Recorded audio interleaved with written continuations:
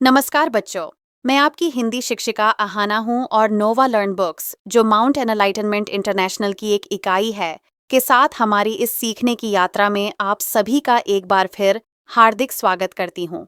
आज हम हिंदी व्याकरण के अध्याय शुद्ध सुधार, अशुद्ध शोधन के बारे में सीखेंगे। इस पाठ में हम समझेंगे कि जब हम शब्दों या वाक्यों का गलत उच्चारण या गलत लेखन करते हैं, तो उसे अशुद्ध कहते हैं और उसे ठीक करने की प्रक्रिया को अशुद्ध शोधन कहते हैं। हम यह जानेंगे कि अशुद्धियां वर्तनी, स्वर मात्रा, लिंग, सर्वनाम और क्रिया से संबंधित हो सकती हैं। उदाहरणों की मदद से हम सीखेंगे कि अशुद्ध शब्द और वाक्य कैसे पहचानें और उन्हें शुद्ध रूप में कैसे बदलें।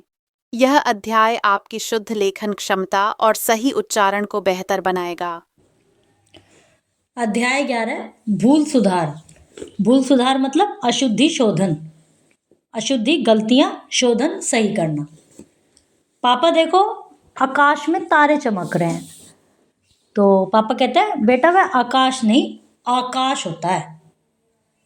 ऊपर दिए गए चित्र में लड़के ने आकाश बोलकर गलत उच्चारण किया, जिस पर पापा ने उसे समझाया कि आकाश शब्द गलत है, इसका सही उच्चारण आकाश होता है।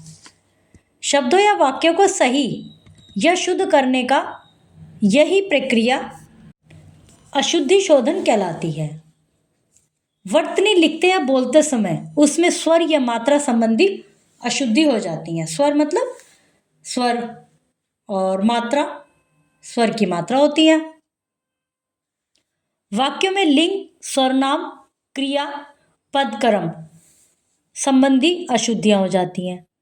मतलब शब्दों को लिखने में तो मात्रा संबंधी अशुद्धियां होती हैं और वाक्य को लिखने में लिंग, सर्वनाम, क्रिया, पद, क्रम ऐसी अशुद्धियां हो जाती हैं। शब्दों की कुछ सामान्य अशुद्धियां तथा उनके शुद्ध रूप, जैसे स्कूल, स्कूल, धर्म ऐसे लिखते हैं। कृपा, पत्नी, दोनों तरह से लिखे हुए हैं ये। झूठ, युद्ध, रुपया, अग्नि, पुरस्कार, बीमारी, बर्फ, अतिथि, आवाज, क्या, त्योहार, स्वास्थ्य, स्टेशन, मांस, बाजार, दोष, उज्जवल। शब्दों की कुछ सामान्य अशुद्धियां तथा उनके शुद्ध रूप। ऊपर तो है शब्दों की कुछ सामान्य अशुद्धियां और ये हैं वाक्यों की कुछ सामान्य अशुद्धियां, उनके शुद्ध रूप। वो तो कल आएगा, वह तो कल आएगा। चाय में कोई गिर गया, नो, चाय में कुछ गिर गया। मेरे को वहाँ जाना है, मुझे वहाँ जाना है। कल तुम्हारा पापा जी आए थे, कल तुम्हारे पापा जी आए थे।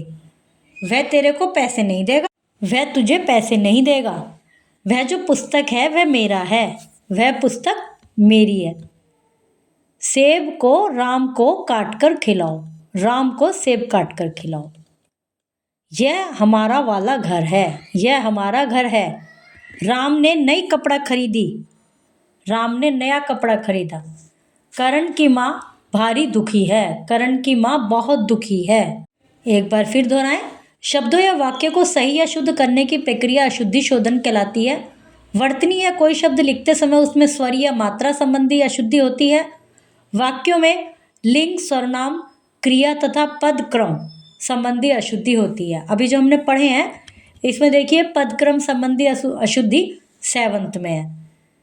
तो इस तरह से मतलब वाक्य में पद क्रम की भी हो सकती है और शब्द संबंधी भी हो सकती है, जैसे भारी दुख के बजाय आएगा बहुत दुखी है, इस तरह से। तो इनको सही करना ही अशुद्धि शोधन कहलाता है। बच्चों, आज हमने अशुद्ध शोधन की मुख्य बातें सीख ली हैं। अगले पाठ में हम फिर मिलेंगे एक नए और उपयोगी विषय के साथ। धन्यवाद और शुभ अध्ययन।